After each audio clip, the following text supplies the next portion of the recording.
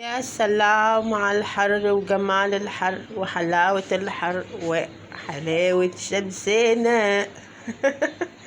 حر حر يعني مش هزار. ايه يا اختي مش نقلتلك عيالك خلاص في مكانهم؟ اختي بتقولي قاعدة زهقانة؟ ماشي براحتك يا اختي. تعالوا هنا كده نخش دخلة بريئة جميلة بسيطة. ايه ده؟ ايه القمر اللي نور عندنا ده؟ تحتي منورة دنيتي يا قلبي، بنتي تحتي. تعالي يلا انا وانتي نخش نروق الأوضة بتاعتي عشان مش متروقة بقالها فترة. تحتي انتي يا ولية، تعالي معايا يلا نروق الأوضة يا فتحية. ها تحتي القمر، في ناس حبايبك بيسألوا عليك يا تحتي. ها يقولوا فين توحة فين.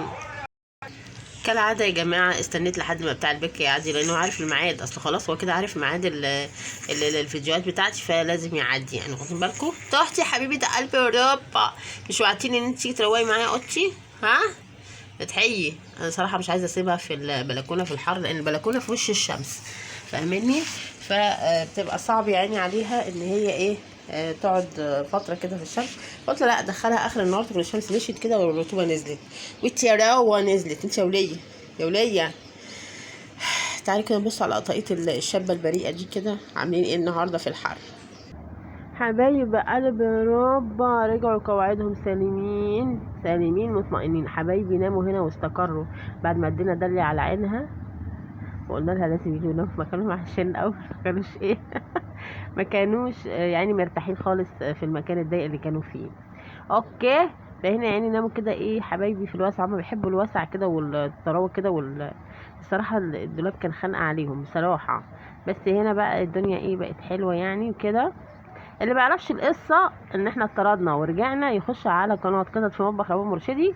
اتطردنا اول امبارح ورجعنا النهارده بعد ما القطه كارلا اتمردت وما رضتش ترد عياله ولا تنضفه. بص حتى اثر التنظيف. بصوا الواد ده عايز ايه لما اخلص؟ المفروض داليا بقى اللي تعمله، صح يا داليا؟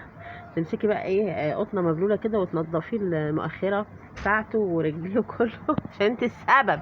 هي اتمردت عليهم ومش راضيه تنضفه، بس الحمد لله ضربنا داليا وخدنا تاني مكاننا لحد ما ربنا يسهل كده واستقروا الحمد لله وناموا نومه هادئه جميله مطمئنه مستقره الحمد لله رب العالمين.